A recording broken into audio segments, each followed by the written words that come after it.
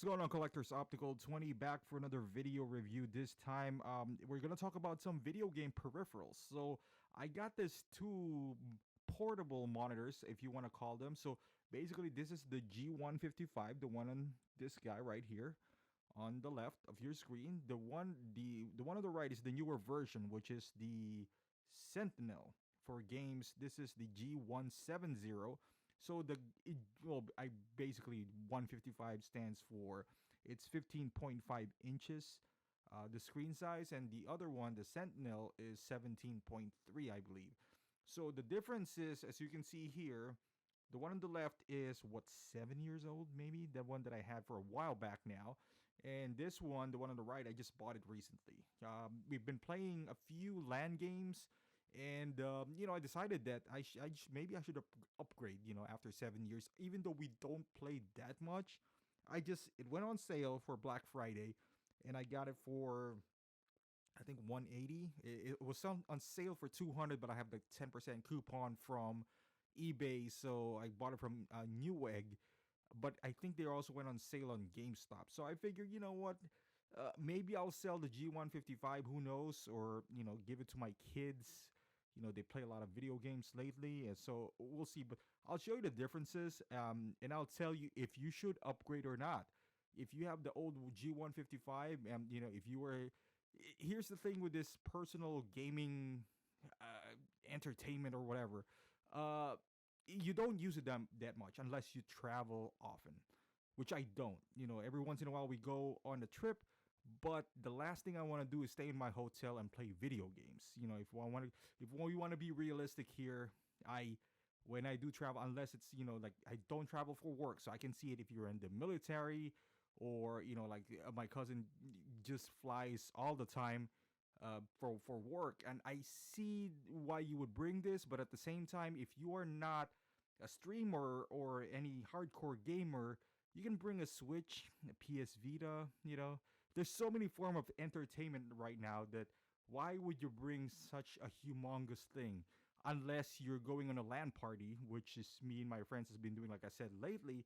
But again, is it enough for you to maybe upgrade or purchase either one?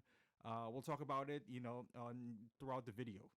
All right off the bat, you can see the differences is the size. The 170 obviously a little bit taller, but noticeably skinnier as well. As you can see here, the G155, the width of this is thicker than the G170 Sentinel. Yeah, this one is taller, obviously, but as far as occupying much space, I guess the older version does occupy space. And the reason I would say for that, and it's a bit wider as well, I wouldn't say it's wider, it's obviously thicker. And I would say the reason for that is because on the 170, the newer version, you can't really store your accessories, which is a bummer because you can't put in your controller. It's too close, it closes too tight, even though I would say my PlayStation 4 Pro, which has 3 layers, fits perfectly on the Sentinel compared to the 155.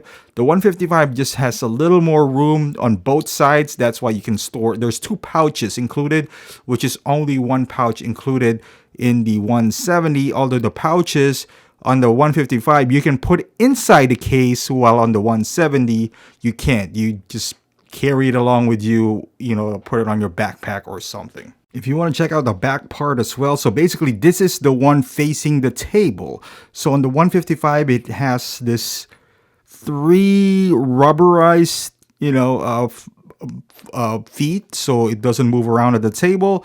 While on the 177, it even has their logo and 4 rubberized feet. Okay, as far as the handle, the 155 even has their logo Games on the top, and once you pull it up, it has this sort of metallic thing going on, so it's nice because things could be heavy inside, and it feels sturdy. It doesn't feel like it's gonna give in or anything like that.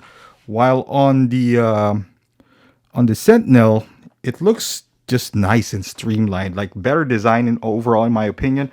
It doesn't have the logo on the top, but you don't need one, and it also kind of like does the snapback. So I mean, it feels good, especially when you got the heavy version like a PS4 Pro inside. I think it holds pretty well. But The one thing I don't like about this logo is that if somebody is trying to steal your pack and they know games, and you're kind of like announcing instead of being conspicuous, and they don't know that there's like a PS4 Pro or an Xbox One X inside. This does the good job because you don't really can tell from the front. This is the design. It has this nice G logo on it. It is kind of like reflective as well. Even though the material they use, I think it scratches quite easily. While on the Sentinel here, it's screaming loud that it's games. You can see. So if somebody's trying to steal this, and it has this nice honeycomb design though. I think you can take this off. I'm not sure, but yeah, you're screaming games. You're kind of like steal me, sort of a thing. All right, one more difference here is the way you open the briefcase, so to speak. Also, and on G155, it's also nice to note that this has the option to put something here on the side, so you can carry it like a shoulder bag or something, which you don't have on the Sentinel. But like I said, I've never really brought this things into a trip. Mostly to a friend's house or things of that nature. So it's not that heavy that I needed some support for my shoulders, but if you need to, it's nice to have that option. But this one, how you open it is it does have this latching mechanism on the side.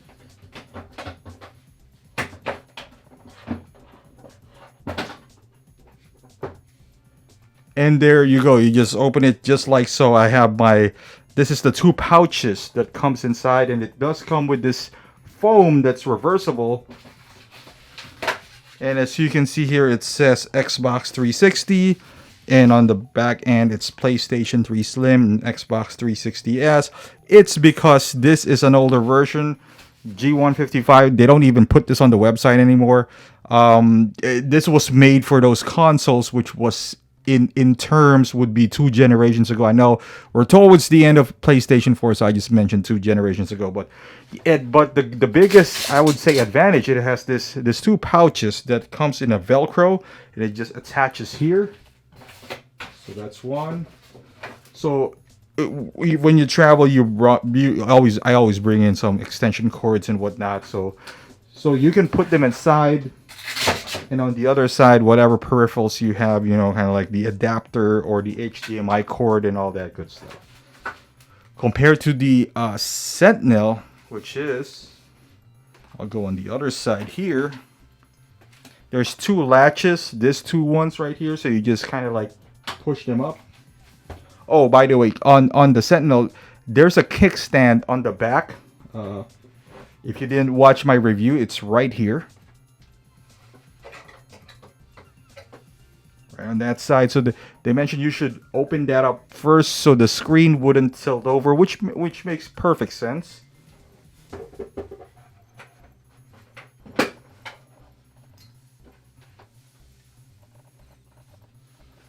There you go. So you can see right away that the screen for 155 it's a bit more wider. Maybe not. I don't know. I just feel maybe it's because of the orientation of the box itself. This one looks a bit taller, which it should be because this is 17 inches. But you can see the position of the speakers. Obviously, this one has the PlayStation 4 Pro. I'll put like an Xbox One in here on the G155 so we can make a better comparison. Alright, so as far as button placement comparison, this is the G155. As you can see, they have the same amount of buttons. The volume up and down, brightness, the menu. And this is the speaker, which I think looks better, in my opinion, compared to the Sentinel, which I would show you right here. It still, has that honeycomb pattern, but the other ones are blocked off. You can see these are the only 3 speakers, if I'm assuming. And it comes with the same amount of buttons, only in a different layout. This is the power, volume up and down, although it's a bit more, I would say, nicely tailored. It has the power adapter here. The headphones 1 and 2. The only difference, I guess, is this one has a remote, so you can see the IR. And the menu on the top and the games here. But yeah, pretty much identical. The other difference, I would say, is if you go up in here, this is just the screen for the Sentinel. pretty basic as far as the layout of the screen. However, on the G155, it looks like a cockpit of an airplane, so you can see from the side. So it looks more game-esque, so to speak.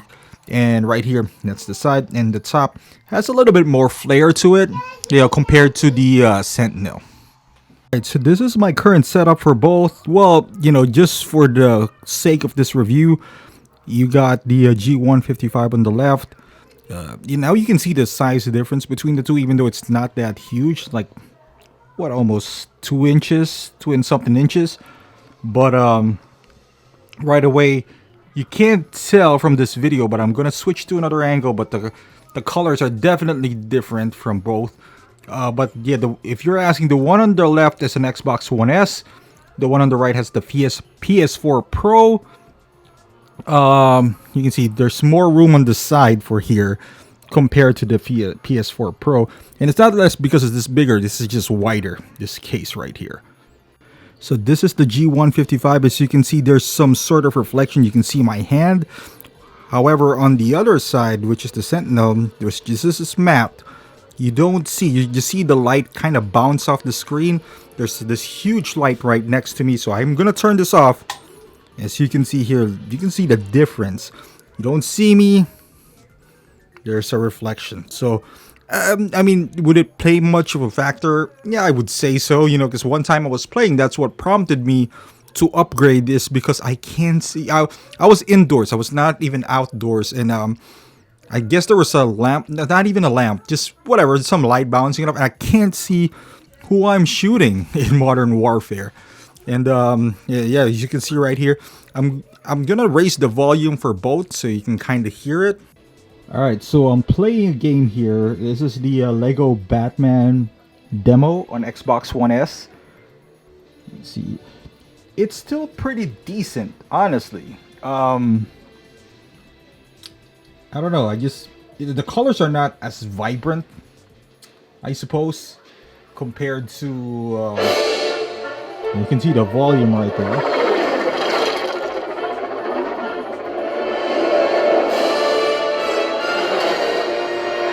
That is pretty loud and obnoxious. That is at 52 or something.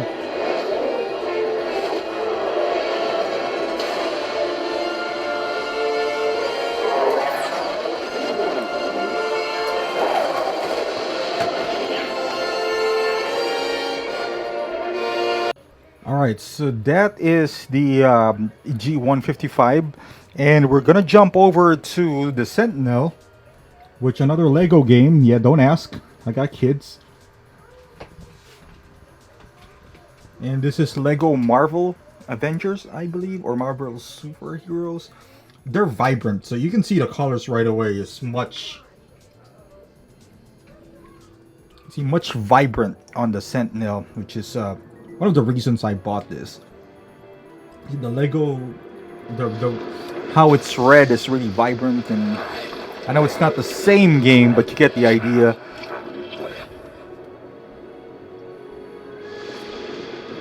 So yeah, I don't even need to finish the video. You can see with the purples and the reds and all that stuff. Plus, this is a 1080p compared to 720, so that's a little bit of advantage when it comes to the Sentinel, and it has a bigger screen as well.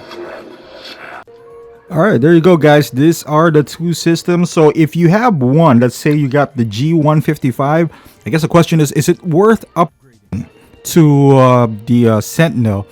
And I did, so I would say yes, depending on how much you use it. If you just use it once or twice a lifetime, maybe not, but so far we've been playing a lot, and I feel like for $200, I mean, I can sell the G155 probably for around $100. So if I do upgrade, I pay $100. So for me, that is not too bad. So it depends. Like I said, I mean, G155 is still pretty capable, as you can see here, but you obviously want the best when you're playing, and to see the enemies from afar, especially if they're kind of small. You're in a smaller scale, so having nice colors, and it really does help. They're not too pixelated, I suppose. You're gonna play this up close. You don't really need the remote, so those are the difference outside of the bigger screen. And I would say this is more protected if you're going with if you have a Pro, because it barely closes on 155. So those are the factors that I kind of thought of to convince myself that I needed to upgrade. Now, do I really needed to? Probably not, but it went on sale, so I couldn't really say no to that. I'm a sucker for sales, so whether I need the item or not, when it goes down like that, I kind of feel the need to buy it. But we'll see. I mean, worst case scenario, if I can't sell this, I'll put my my retro consoles in here, like the mini PlayStation and all that stuff, to play around with it. So yeah, again, thank you for watching. Yep, the only thing I could say is that, yeah, it is worth it if you can get this for 200. So to close it out, yeah, Gaems, there's another option, which is the $700 one. It gets the Guardian Pro. So I don't know if I'm gonna get that ever.